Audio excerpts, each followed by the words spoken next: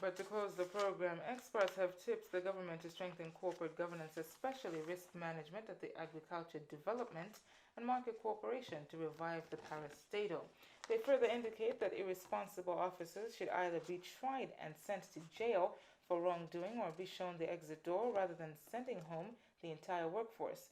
Recent to make the suggestions is corporate governance expert Farrison Chiphinga when he made a presentation of a study titled Accountability and Corporate Governance Case of ADMARC at the recent University of Malawi Annual Research Dissemination Conference, which took place in Zomba. Now, our business journalist Chimwemwe Mangazi caught up with Chiphinga Mwale. Otherwise, it's goodbye. My name is Tabby Kumangala Munifumbo. I'm Yanko Sonda. Goodbye.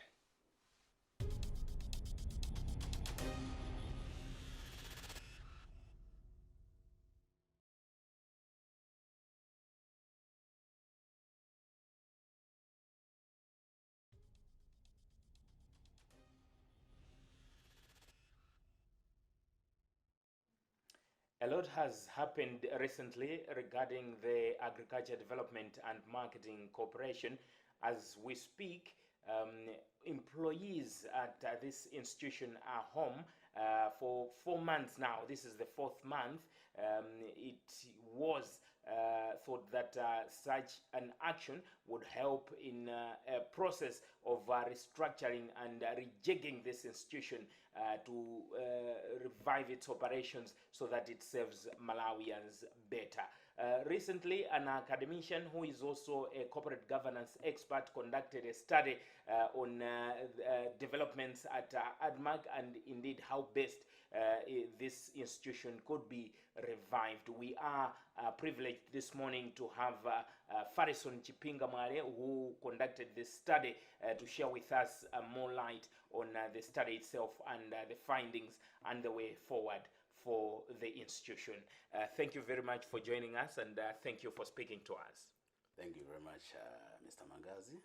In the first place, tell us what were the aspects, the scope of the study, and indeed what were the findings of the study? Thank you very much. The study mainly focused on the accountability. And talking about accountability, we can't talk about it without mentioning something to do with corporate governance as per scope of the discussion. Firstly, let me just touch on my professional background. Okay. I've worked in the banking industry for close to 20 years. Wow. And the biggest part of it, I worked in assurance services. I worked as an internal control officer, which is an equivalent of an internal auditor. I worked as a quality assurance officer, and I worked as a risk and compliance manager. Having been in the industry, having been exposed to issues of corporate governance, risk management, and policy in general, when I went into academia, it was kind of now discovering the ropes and whatsoever. So having been in the academia for now over 5 years, and having been given a chance to write, the first thing I wanted to write was about corporate governance.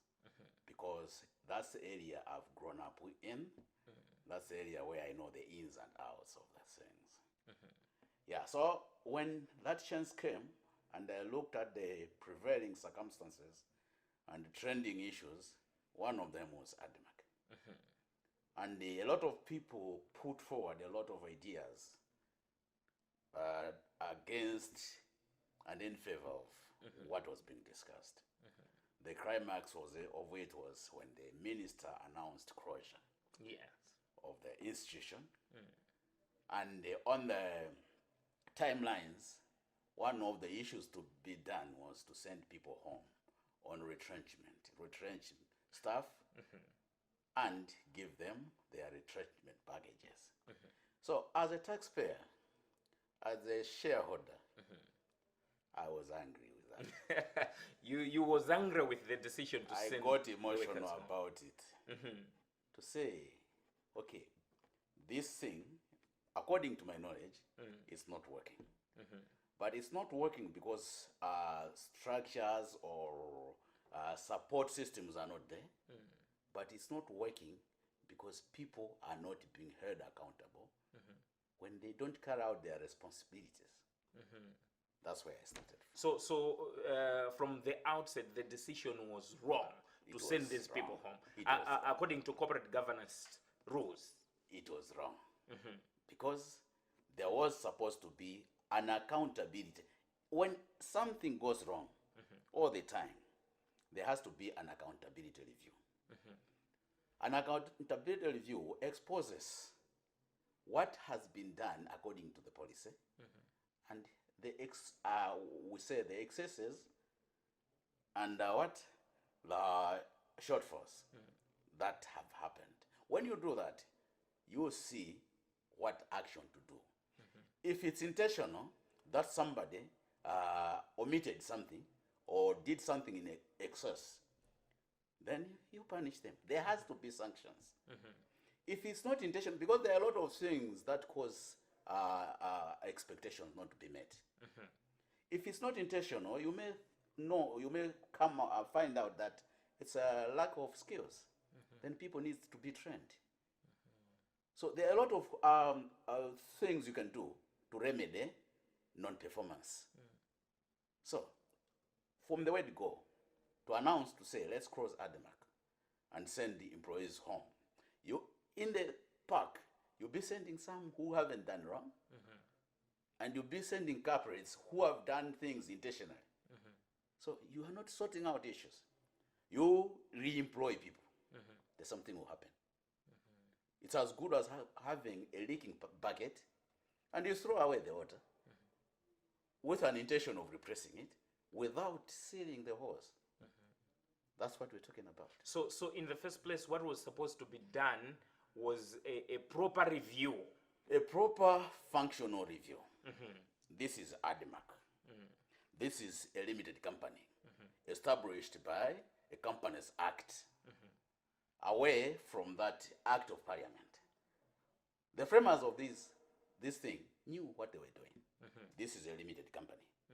If you look back from the history, the background of what a limited company is, it's an entity that is formed from that very popular case, Salmons versus Salmons Limited. Okay? It sought to separate ownership from management. Liability of owners against liability of managers. So that's the beginning. This is a legal person. Ademark is a legal person. It's answerable to its own crimes, and it can sue and be sued. That's the starting point. But because it's a legal person, it can't carry out its business as a natural person. We need to employ natural persons who form the board, and eventually they will employ the executive. These are not the owners of the business. By virtue of that, not being owners of the business, you and me know. If you're handling something that is not yours, you have your own interests. You'll be tempted. There's, from the word go, a temptation for these people, the executives that are running the company. They're tempted. We're putting them into a temptation. This is not your thing. Here is money. Invest it. We want a return. So they'll be using their skills. Speaking of the obligations of or the roles of the agents of this company, we had management, we had the board, and then we had the owners, the office of the president and cabinet, and then treasury. Yes. Then these decisions were made. Then some of the owners indicated that they were not aware of such decisions. What can you tell us of the corporate governance structures as regards the decision making in as far as the decision to send people home was concerned? Okay, like you rightly put it, they are owners. Owners, let's say it's the public, the taxpayers. Yes. But we have representatives of taxpayers, which is government. They are elected into office to run the affairs of taxpayers, to run the public service, hospitals, schools, roads, whatsoever. Yes. So within the government, there's a responsible ministry or function that represents the shareholder. Maybe I should say the Ministry of Finance. Okay? So you may see that the stakeholders are several. The shareholders, management and staff, the public in general, and all others that expect that have an interest in the running of this thing. Now, the Minister of Agriculture is part of the ownership, government. Now, we're saying the shareholder doesn't run the show. From the word go, there's a separation between management and ownership. Now, as far as it is concerned, the Minister of Agriculture represents government. Government represents the public, the taxpayer. So the shareholder doesn't have a hand in the day-to-day running of ADMAC. It's the board. But has the powers to decide whether to close this company or not? No, not closing. They can just say, I'm not increasing my shares, my interest in the company. Not closing, okay, if you say, I'm withdrawing my interest, where does that come from? It's from what is happening and the recommendations that the board make. But here was the board crying for more subversions, and there was kind of a trend going. Without warning, the shareholder says, I'm closing, and dictating the issues. All those issues that are being said would have been said by the board. The shareholder will not come in the public. The shareholder is somebody who is behind the scenes. All the pronouncements have to come from the board and management. All this has happened already. Yes. Moving forward, as we speak, people are home. The company is not running whatsoever. There are no operations whatsoever going on. What needs to happen now? What needs to happen to move forward? We need to involve experts. We need to do a functional review of the institution. We need to strengthen the risk management system of the company and let it go as a going concern. We're saying all these issues will be sorted out naturally. Let me ask you, if the decision is to close ADMAC today, how many other public entities are we going to close? Is ESCOM performing? Is the Water Board performing? Is National Food Reserve Agency performing? Is this auction floors performing? It's the same route, same fashion, same causes and everything. So if we closing ADMAC, maybe ADMAC's issue has been sensationalized because it's a food kind of thing, or food security whatsoever. But all the public entities are not functioning, and the problem is identical. So we need to re-engineer these institutions, give them back life. When I use back in the days when I used to work for one of the banks, ADMAC was a very, very strong financial player in the financial industry, because it even owned banks, and the whole industry would depend on ADMAC. As young people serving ADMAC executives, they couldn't walk into the banking hall. We're going to their offices. They were powerful people who could make the economy jump. But now it's like a tiger reduced to a cat. So what you're saying is we need to recall the employees of ADMAC back to work. They need to be recalled. The ADMAC has to continue operating. We need to engage experts to do a functional review of ADMAC. You've heard about the pestle issues. You've heard about the SWOT analysis. Policy formulation comes from that kind of exercise.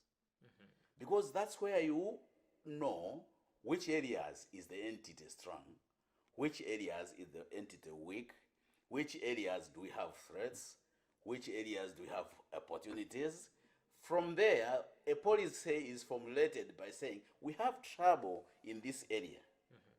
What measures can we put here to avoid this trouble, minimize it, or eliminate it altogether? That's policy. That's risk management. So yes, you send the executive into the field. The job of the executive is to take risk. You authorized them to say, go and take a risk. From the risk you take, you will get a return. That's basic economics. We will know these people not frustrate such efforts if we try to bring them back to do a job that they were already failing to do, or they were already frustrating, which brought us to where ADMAC is now. Will they not try to frustrate these efforts anyway? There are critics of this kind of thing. That's what they are propagating. To say it's tough in there. There are death threats in there. There are a lot of things happening in there. People will come with guns and everything. Because they are used to say, when they are told to buy maize, they buy cars instead. So they will resist it. But what we're saying is, a policy statement from above, from the state president, when it goes down, a warning, that makes people move.